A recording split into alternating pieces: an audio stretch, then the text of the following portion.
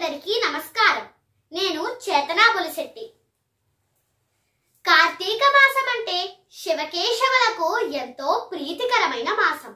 ఈ మాసంలో బ్రహ్మ ముహూర్తంలో నదిలో గాని కాలువలో గాని బావి నీటితో గాని స్నానమాచరించటం మానవులకు ఎంతో ఆరోగ్యకరం. ఈ కార్తీక మాస మహత్యం గురించి పూర్వం నైమిషారణ్య ఆశ్రమంలో శౌనకాది మహామునులు అందరికీ సూత మహర్షుల వారు ఎన్నో విష్ణు భక్తుల చరిత్రలు విష్ణు మహిమలు వినిపించే సమయంలో, ఓ సూతముని శ్రేష్ఠ, కలియుగంలో మానవులు సంసార సాగరము నుండి బయటపడలేక అరిషడ్వర్గాలకు దాసులై సుఖంగా మోక్ష మార్గం తెలియక ఎన్నో బాధలు అనుభవిస్తున్న ఈ మానవులకు ఒక చక్కని ఉపాయమును తెలుపమని కోరారు. అప్పుడు సూత మహర్షుల వారు, ఓ ముని పుంగవులారా, క్షణికములైన సుఖభోగాల కోసం పరితపిస్తూ మందబుద్ధులు అవుతున్న ఈ మానవులకు కార్తీక మాస వ్రతము శివకేశవులకు ఎంతో ప్రీతికరమైనది.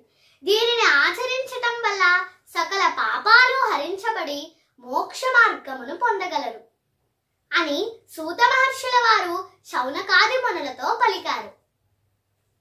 స్నాన దాన జపాలు పూజలు ఉపవాస వ్రతాలు దీపాలు వెలిగించడం వనభోజనాలు వంటివి చేయటం వలన జన్మ జన్మల పాపాలను ప్రక్షాళన చేసి అనంతమైన పుణ్యఫలాలను ప్రసాదించే మహిమాన్వితమైన మాసం ఈ కార్తీక మాసం. చాంద్రమాన ప్రకారం ఈ కార్తీక మాసం 8వది, శరదృతువులో 2వ మాసం. ఈ మాసంలో పౌర్ణమి నాడు చంద్రుడు కృత్తికా నక్షత్ర సమీపంలో సంచరిస్తూ ఉండడం వల్ల ఈ మాసమునకు కార్తీక మాసము అనే పేరు వచ్చింది. శివాయ విష్ణు రూపాయ శివ రూపాయ విష్ణవే శివశ్చ హృదయం విష్ణుః విష్ణుశ్చ హృదయం శివః.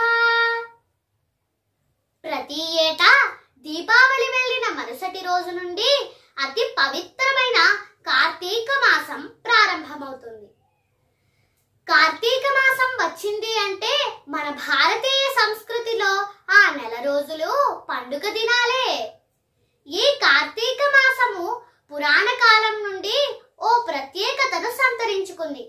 ఈ మాసంలో వచ్చే పాడ్యమి, చవితి, పౌర్ణమి, ఏకాదశి, చతుర్దశి, ద్వాదశి తిథుల్లో ఆ శివపార్వతుల అనుగ్రహం కోసం మహిళలు పూజలు చేస్తూ ఉంటారు.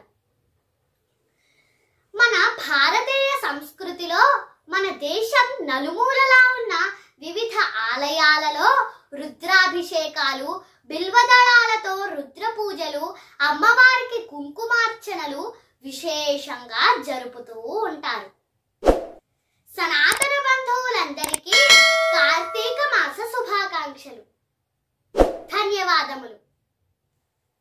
ఈ వీడియో మీకు నచ్చినట్లయితే లైక్ చేసి షేర్ చేయండి, సబ్స్క్రైబ్ చేసి బెల్ ఐకాన్ని క్లిక్ చేయండి.